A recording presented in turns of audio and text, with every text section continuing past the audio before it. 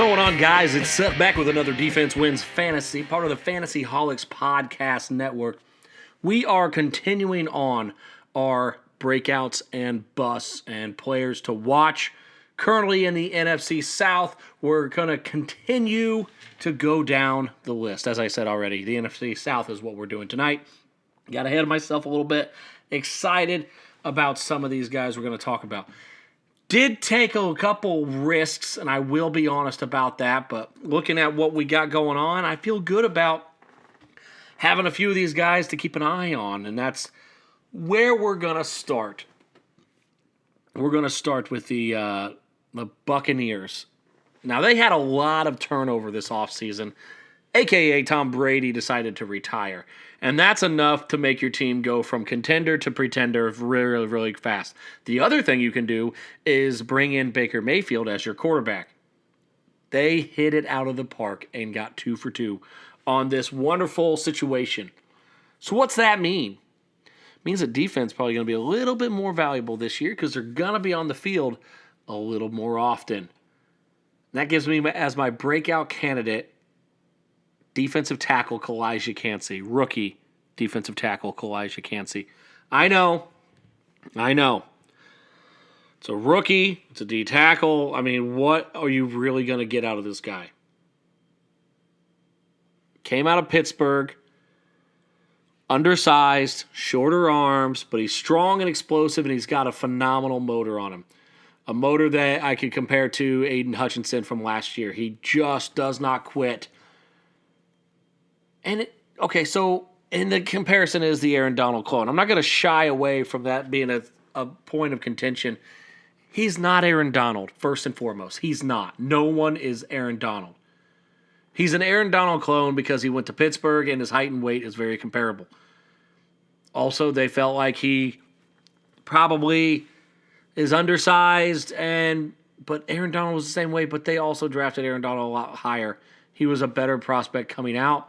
Not to take anything away from Cansey, I think he's very good. And he will be their pass rush specialist. He will be the guy at D tackle that gets sacks. Let's be honest, the Bucs swung and missed on Logan Hall at this point in his career. They've got Vita Vea, who is just a space eater, and then so you put Cansey next to him now because you want Cansey to be what Logan Hall has not been, which is just a force in the middle to get pressure on the quarterback up the middle, just pushing that pile back. So what does this mean? Okay, breakout year for a D tackle. What does that mean? Well, first off, if you play defensive lineman, he's not a guy that I would be starting. If you play positionally with defensive tackles, that's where I'm interested in him at. I expect a 5-sack rookie year and a solid amount of tackles to go with it. 35 to 45 tackles for Cansey as a rookie. Is that world-beating numbers? No, but as far as a D tackle, it's really going to be solid. You're going to get him. You're going to be able to play him. And you're going to feel good about yourself in dynasty futures if you have him. Once again, not world-beating as a defensive tackle, but a DT2 as a rookie, I'll take it. And like I said, not as high if you have a D-line only league. If it's dynasty, still willing to take the risk on him, later rounds rookie draft. But Kalijah Cansey is my breakout player for the Tampa Bay Buccaneers. Now my bust, there's probably not a big surprise on this one. It's linebacker Shaquille Barrett. 30 years old and coming off a torn Achilles is never a good combo, period. And when you're a pass rusher that needs to be able to get a little bit off the edge, you need to have some explosiveness. If you need to be in coverage, you need to have some explosiveness. You need to hit the hole because you see where it's opening up for the run game. You have to be able to push off that back foot plant and go forward, drive forward. That is all Achilles. Barrett's been a great player for his entire career, but the Achilles is too much with the explosiveness, and he just won't have it this year. On top of that, I don't think anybody out there feels like Tampa Bay is going to be setting the world on fire. My opinion is that Tampa Bay will be rebuilding this year. And what are they going to do in rebuilding? They're going to start seeing what they have with Joe Tryon and Yaya Diable from Louisville, rookie. They will be out of contention by midseason, in my opinion, with Baker and Trask manning the quarterback room. And a 30-year-old linebacker is just not going to perform. Even if he's having a good season at that point in time, he'll either be traded or benched to let the young talent get their trials in. So Shaquille Barrett is my bust this year. Once again, I don't think that one's a surprise, but he had relative numbers last year, and I don't want you guys getting sucked in to somebody who, if you just look at the points per game, you feel good about it because there's more to this story, and he's not the guy that I want. My player to watch is a guy I already talked about, Yaya Diable from Louisville. He's a rookie, and he's an interesting prospect. He's a super talented athlete, ran a 4.5 40 at the combine. Concern with it is he didn't put together the sack mastery until his last year at Louisville. He's also coming out as a 23-year-old rookie, so he'll need to produce early in order to maintain a role in a defense. The good news is, though, he has great veteran leadership in his position on this team. So I've tagged him as a player that I'm keeping an eye on. I'm not saying you're going to be drafting him and redraft, no way. Dynasty, super late. But he's third-round value.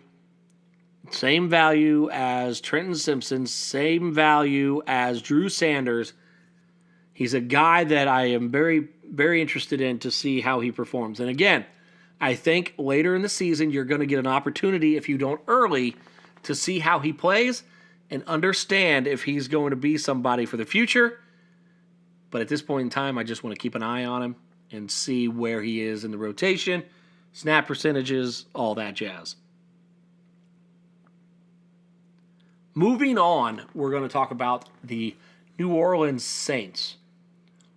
Breakout player, defensive end, Carl Granderson. Goodbye, Marcus Davenport. Hello, Mr. Granderson. Carl had a great back half of 2022. Probably the reason that they were okay with letting Marcus Davenport walk, who, in my eyes, never really lived up to his draft capital, especially if you look back at what the Saints gave up for him, because they also traded up into the draft. Not what they expected. But Granderson last year only played 46% of snaps. And in the back half of the year, he did get a little bit more playing time. More than 50, less than 70, depending on the game. And he had 5 sacks, 37 tackles in the last 8 games. It's a great back half of the season. If you're talking about a defensive end that's going to get you 74 tackles and 10 sacks, sign me up in a heartbeat. That tackle number is fantastic. But I feel like Granderson is very much under the radar going into this year. He will be a week winner in 2023. And I think that if you don't get on the wagon now, you're going to miss out. But Carl Granderson, defensive end for the New Orleans Saints, is my breakout player. Now, my bust player is a little bit unique on this one. It's a linebacker, not named Demario Davis, not named Pete Werner. It's Zach Bond. And this is why I think that needs to be spoken about. Caden Ellis is gone. He went on to Atlanta. And the hope is that Bond steps into the Caden Ellis role. But what is the Caden Ellis role per se? Well, Caden Ellis his role was a backup, playing at best 30% of snaps a week. Ellis didn't break out until Pete Werner got hurt. And I'm not in the business of projecting injuries, and so Bond, to me, is a bench clogger in most leagues. And he's going to need something to happen in order to be valuable. Now, that being said, he might be a great stash for the year, like 1 year dynasty hold, assuming that Demario Davis retires after this year. But you don't pick that guy up now. You don't pick that guy up in week 4. You pick him up right before the playoffs or whenever they might limit your transactions and hold. Even then, it's still a long hold for a mediocre reward at linebacker at this point in time. Don't see what isn't there and leave Bond alone. Pay attention to what the depth chart looks like during the season, but don't expect Zach Bond's going to be some secret weapon like Caden Ellis was at the end of the year for you. It's not. It's just not going to work. So my player to watch kind of plays off of that. And it's Anthony Orji, linebacker. Now, this is a way deep flyer. Sure, I get it. But he was the tackle leader at Vanderbilt for 3 years. He was undrafted. And I get it. That makes it extremely nerve-wracking.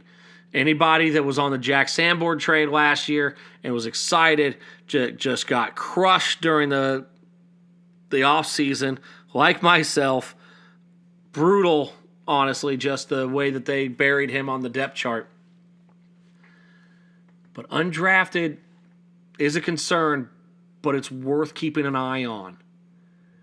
We need to see where he ends up on the depth chart. I'm hopeful that he makes the roster, so I get it. This is, once again, a way deep flyer.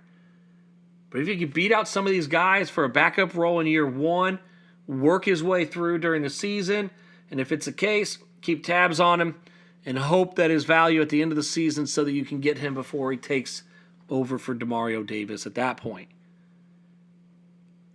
I'm very curious to see how the backups play out for the Saints because there's an opportunity to grab a very strong linebacker going into next season, depending how the chips fall. That being said, they could end up just drafting another guy. I don't know, but I'll take the risk at the end of the year and then, drop anchor if it ends up not working out. But you have to be in the game to win the game. So that moves us on to the Falcons. Just talked about him. Breakout player, linebacker, Caden Ellis. He's going to Atlanta, got paid significant money. He followed his defensive coordinator from the Saints to Atlanta. Atlanta has a tackle-friendly stat book. They love giving out assisted tackles. They love those participation trophies for tackling. I'm good with it as long as it's helping me out. I expect 140 tackle season from Caden Ellis. Just plain and simple. Not really even concerned about some of the extra bonus, big plays. His baseline is going to be consistent and solid. You're going to be happy to have him. I think he will lead the team in tackles over Troy Anderson, over Mykal Walker. He is going to be the linebacker to have on this team. My bust player is Mykal Walker. He lost his role to Ellis and Anderson, in my opinion. He's been a tackle hoss, and now he's going to be a bench warmer. In my opinion, you need to trade him while the roles are still unsure. His contract says he won't be their guy. It's like $1 million on the book, but someone might trade for him looking at last year's stats.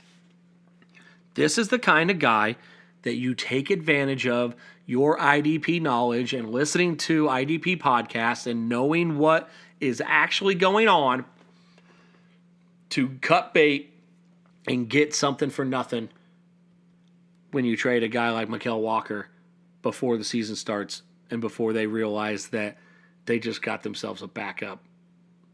Throw him in as a little bit of a boost to get you a trade over. Offer a late round draft pick. Oh, I'm getting tired just talking about him. Do something that's going to get him off your team and get you some value while you can. Moving on to my player to watch. A new player to Atlanta, but it's not a rookie. It is former third overall pick, Jeff Okudah, cornerback, formerly of the Detroit Lions, now of the Atlanta Falcons. Falcons traded for him during the offseason, albeit didn't give up much, but the money that they're still paying him is enough to take notice. He's going to be playing across from A.J. Terrell. Terrell is a lockdown corner, period. He is one of the best in the league, and honestly, when all these people throw out their top 5 and he's left off of it, it's a sham. Because he's not been on a good team, it's just BS that he gets ignored. He is a stud. And when you have a lockdown corner, they won't try him much, which means Jeff Okudah is going to be the guy for IDP. He will get tested and thrown at and should have a solid IDP season. If he can stay healthy, which has been an issue with him, I get it. But in my eyes, he is worth a preseason pickup to see how the first couple weeks pan out. I think you could get a diamond in the rough, IDP speaking, for this season by picking up Jeff Okudah, cornerback, for the Atlanta Falcons. Now, the last team we're going to talk about tonight is the Carolina Panthers. A lot of changes for this team. A lot. New coaching staff. New quarterback. Not as good wide receiving core. New running back. What does this mean for this team? I think they're going to be better than people are expecting. I think they'll be competitive. Let me say that. Maybe not better, but I think they'll be competitive in a lot of games. Now, my breakout player for this defense is defensive end Brian Burns. But Seth, he had like 12 and a half sacks last year. How's he going to break out from that? Simple. 15-plus sack seasons on the docket for this year. 15 sacks season or more is going to be Brian Burns this year. He is my number 2 defensive end this year in fantasy. I know that's not where people are at with him. That's fine. This is what I'm predicting. And I think it's just like Max Crosby last year. The stars are aligning for him this season. He has always had the talent. He's always getting the hurries. He's getting the QB pressures, but he just hasn't gotten all the way there. 12 and a half sacks, don't get me wrong. Great season. He can do more. He can absolutely do more. He also needs to be on a team that is in competitive game scripts. At least be competitive in games to let him rush the passer and not just run the ball out the rest of the game. It's just felt like he just hasn't gone over the top to be the elite option for fantasy yet in his career. And in my opinion, this is the season that he will become the guy. So I'm saying 15 or more sacks, 75 tackles for Burns this year.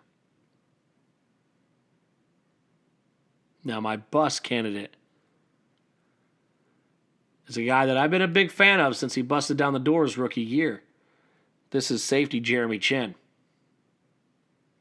Since his rookie year, he's dropped in points per game. Last year, he also missed 6 games, but he was just a guy when he played. And what I mean by that is no big plays, no exciting week-winning stat lines.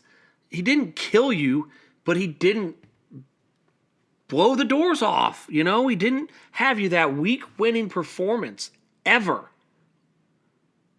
On top of that, they bring in Von Bell and now have 3 safeties, legitimate safeties that can play. Besides the fact that they also brought in Eric Rowe, who has been very good for the Miami Dolphins in the last 4 years at safety, covering tight ends. He's been one of the best graded tight end coverage safeties / cornerbacks in the last 4 years. I'm concerned on how Jeremy Chinn will be used in this new scheme. What will it look like? Is he going to play a nickel linebacker role all season? If so, great. I feel a lot better about him. But right now, New coaching regime, which means a new defensive scheme, and there's too many other great safeties out there in much more comfortable positions. So I am OUT out on Jeremy Chinn this season because there's too much uncertainty on how it's going to pan out. Now that leaves us with the player to watch. And this is a guy I really like. And it's Frankie Luvu, linebacker. This dude exploded onto the scene last year, like almost tripling his previous year tackle numbers. And having as many sacks last year as he had had in the 4 years combined before that. If you grabbed him off the free agent line last year, what a find. Might have won you a championship. Definitely helped you get to the playoffs. But that is where his stat line might stay last season. I'm on the fence with this dude. That's why he's in my players to watch. Great season last year. But it was also driven by 7 sacks for a linebacker. Also had a pick 6. But he only had 111 total tackles. Red flag. Baseline is scary. Baseline's real scary. Consistent tackle numbers are key to sustained success as a linebacker, and Frankie might relax this season. I'm concerned. In my opinion, if he was on any of my teams, I'd be trading him away while the hype is high. I don't see a repeat happening. But he is in the players to watch because maybe, just maybe, he defied the odds and he had a late career breakout and will stick around for years to come. But it's the same with Jeremy Chinn. The new scheme comes to town, and where Frankie had success is no more. So what risk are you willing to take with this guy next year, this coming year? Because if he doesn't perform, you're getting nothing. Nothing for this dude. But if he does, it probably won't even be close to what he had last year. So you need to think about that. Think about future planning. Think about how your dynasty team is going to look. And if it's redraft, let somebody else take the risk. Grab a different linebacker in a safer situation. Grab a guy that you know has no competition around him. Grab a guy that's playing the same scheme he did last year. Wait 15 rounds and grab a guy that is just going to hopefully explode onto the scene.